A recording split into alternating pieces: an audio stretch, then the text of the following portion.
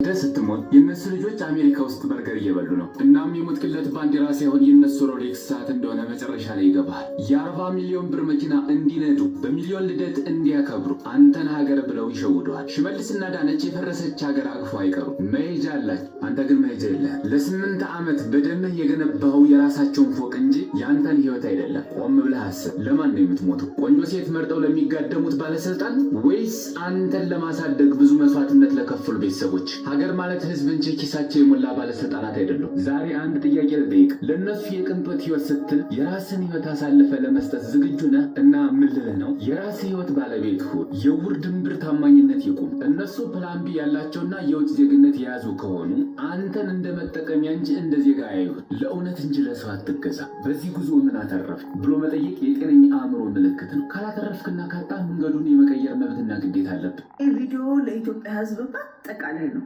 ብትችሉ በዚህ ሰዓት ላይ አጀንዳችሁ ቲክቶከር እና ዩቱበር አይደለም መሆን ያለበት። ነዳጅ ጭማሪው እጅግ በጣም ከፍተኛ ጫና ነው ህዝቡ ላይ እያሳደረ ያለው። ይሄ ፖለቲካ አይደለም። ባይደዌ 90% በላይ የሆነው ህዝብ እጅግ ከባድ ድህነት ውስጥ የሚኖር ህዝብ ነው። ይህንን መካድ የሚፈልግ ብዙ አካል ሊኖር ይችላል፣ ግን የማይካድ የሚታይ ነገር ነው። ያ ህዝብ ደግሞ እንኳን እንዲህ አይነት ጭማሪ ተደርጎበት ባለው መኖር የከበደው ህዝብ ነው። መታየት ያለበት አዲስ አበባ ላይ ትንሽ ለጠጥ ብሎ የሚኖረው ሬስቶራንት የሚበላው አሪፍ መኪና የሚነዳው ህዝብ አይደለም። የኢትዮጵያ ህዝብ ሪፕሬዘንቴሽን ባይደወይ 135 ሚሊዮን ህዝብ ባለበት አገር 3 ሚሊዮን የማይሞላ መኪና ነው ያለን። ስለዚህ ይህ የሚያሳያችሁ አብዛኛው ሰው ትራንስፖርት ተጠቃሚና እጅግ ከባድ ድህነት ውስጥ የሚኖር ህዝብ ነው።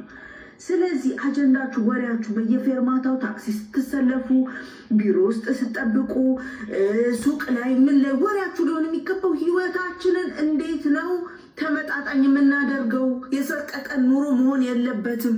የህይወታችንን መልእክት እንዴት ትመለከቱታላችሁ? በዚህ ሰዓት እንግዲህ በተለይ በሶሻል ሚዲያ ላይ በጣም ብዙ ትኩረት አድርጎ የሚናገረው ነገር ወይ ስለ ዩቲዩብ ነው ወይ ስለ ቲክቶክ ነው የሚዋረው ነው። የራሳችን ህይወት መች ነው የሚያስጨንቀን? በነገራችን ላይ እንደ ኢትዮጵያ ህዝብ እኔ በጣም ከሚያሳዝኑ ነገሮች መካከል ምንድነው በጣም ብዙ ጊዜ የምንገባባቸው ጉዳዮች የኛን ህይወት የማይወክሉ ናቸው።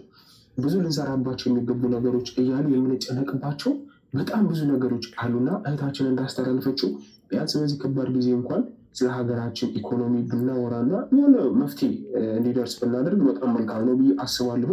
ይህንንም አስመልክቶ ግብር ከፋዮች በጣም ብዙ አይነት ቁጣን እያስተላለፉ ነው የሚገኙት። በተለይ ደግሞ መንግስት ሰሞኑን ባሳለፈው ሳምንታት ውስጥ በጣም ብዙ ቢሊዮን ብር እንደተበደረ ታውቃላችሁ። እና ይህ ሁሉ ቢሊዮን ብር እንግዲህ እስኪመለስ ነጋዴዎች ላይ ብዙ ግብር ይጣላል እየተባለ እየተነገረ ነው የሚገኘው። እስቲ ወንድማችን እናድምጠው።